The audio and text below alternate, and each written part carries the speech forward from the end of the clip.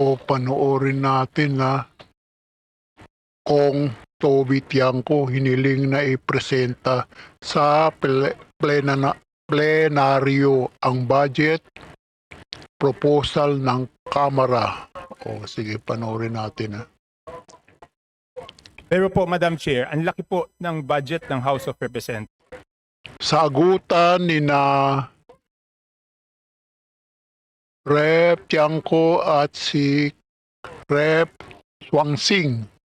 Ano yan? Chekwa ba yan? Swangsing hinggil sa budget ng Kamara. House of Representatives, August 17, 2026. News 5 everywhere. O, panoorin natin News 5 everywhere sa House of Representatives. Sagutan ng dalawang congressman and congresswoman. Budget, hinggil sa budget ng Kamara. No? Nasa 30 plus billion. Halos kasing laki lang siya ng DOST. So bakit hindi po natin siya idaan sa pre-plenary hearing? Kasi dapat natin malaman kung paano ginastos yung budget ng House noong 2025, paano ginagastos yung 2026, at ano po yung basihan ng 2027 budget proposal. At kadalasan, nagpropose po ang House ng insertion na mas malaki pa doon sa original budget. Just like 2026, no? 16 billion lang po ang NEP natin, pero ang total budget is 35 billion. So mas malaki pa.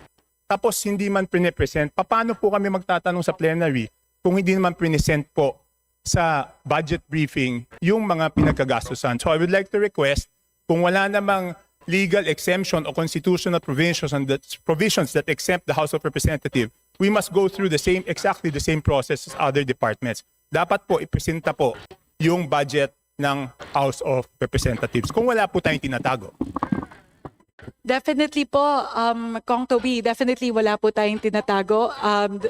As was the case last year, when the budget of the House was presented during plenary, tinayuan po ng isa po sa ating mga vice chairpersons, si Vice Chair Mercar Zamora, tinayuan niya po yung budget ng Congress of the Philippines, and we opened the deliberations on that. But if the request of the Honorable Tiangco is to do a pre-plenary for Congress, we will submit that to the for consideration of the House leadership, because usually naman po it's something like it's not just the Congress of the Philippines budget. As I mentioned before, there are a lot of OEOs na other executive offices na hindi na po natin dinadaan sa plenary. So we will definitely submit that for the consideration of the House leadership.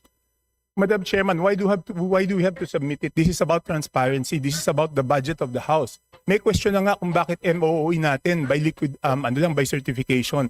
So bakit hindi natin ipakita kung paano ginastos? Yan lang naman ang tanong eh. Yes or no? Yes po. We are one with you, Representative Tiangco, in Ma'am, you're one with pushing me, for but you are just transparency. You're circling around the question. So I want to know, bakit ayaw natin i-pre-plenary yung budget ng House of Representatives? Kong Toby, just to be very clear, we are not saying no.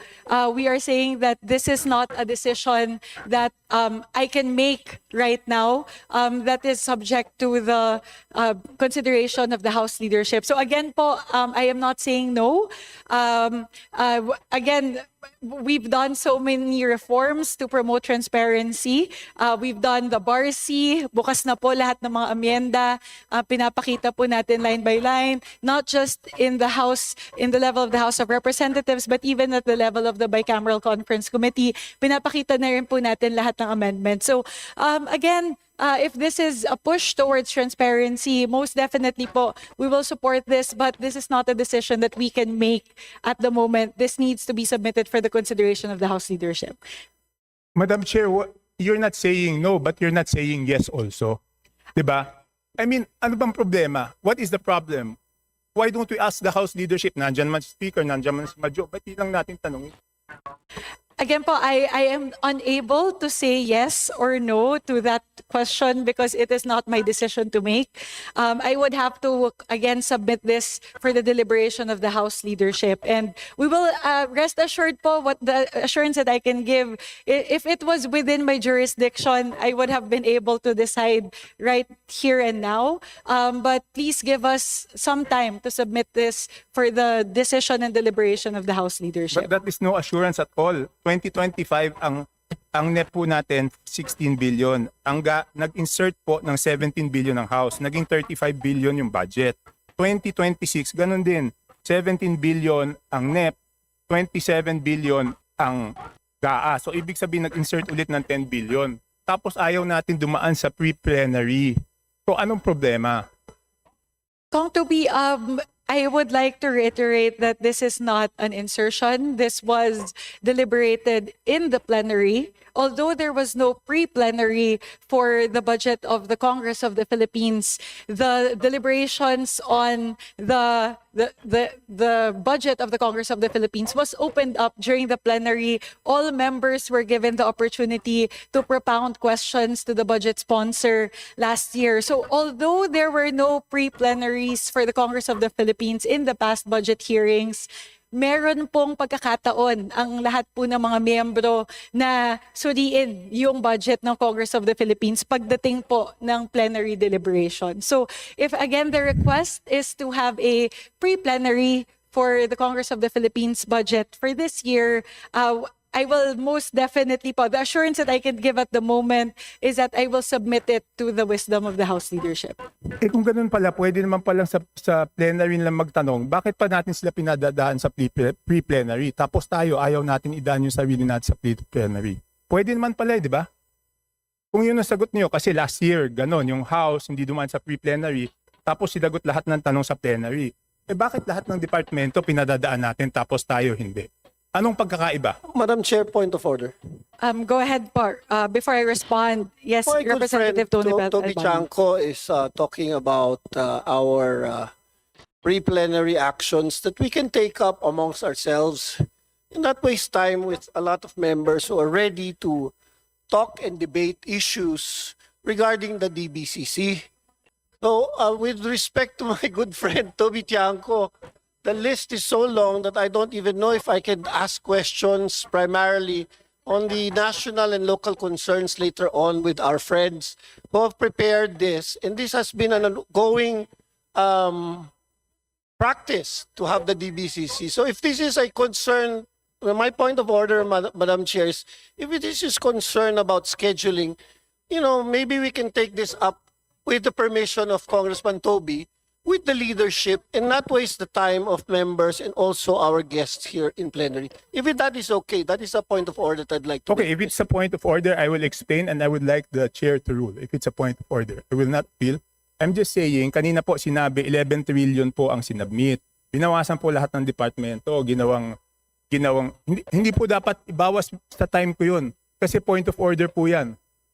Hindi po dapat ibawas sa oras ko yung sagot ko sa point of order niya dahil hindi ko po tanong 'yan. Okay. Kanina po sinabi 11 trillion. Binawasan 7 trillion. So kaya natin pinapag-submit ang bawat departamento. Sasabihin nila paano nila ginastos yung pera, nakabuti ba ito sa taong bayan. Yun po ang ginagawa sa pre-plenary. So paano po kami magtatanong dito sa plenaryo kung wala naman presentation ganon? Ano, huhulaan namin kung magkano yung nagastos? Anyway, I would like to request the chair to rule on the point of order. You think I'm out of order? Just say so. Madam Chair, if I may be allowed Before I rule on the point of order, I would first like to recognize Deputy Speaker Janet Green. very quickly, Madam Chair. Unang araw po ito ng ating pre-plenary budget deliberations, and I believe the Honorable Chanco, whom we fully respect, has his point. The Honorable Chair and the Honorable Albano also have their own points.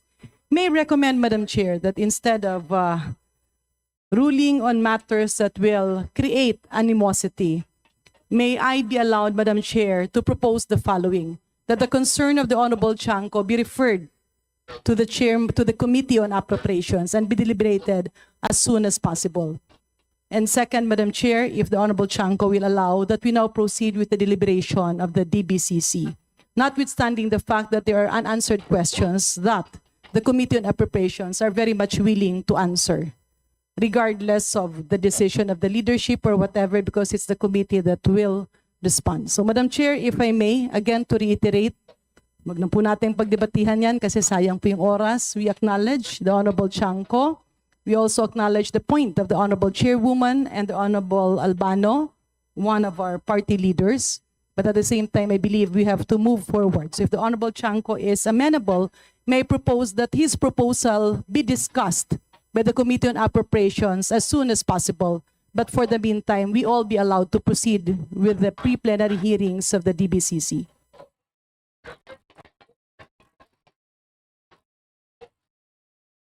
Kung walang tinatago, dapat ipresenta yung budget, di ba? Kung walang tinatago. Pero kung hindi may presenta, may tinatago yan, di ba?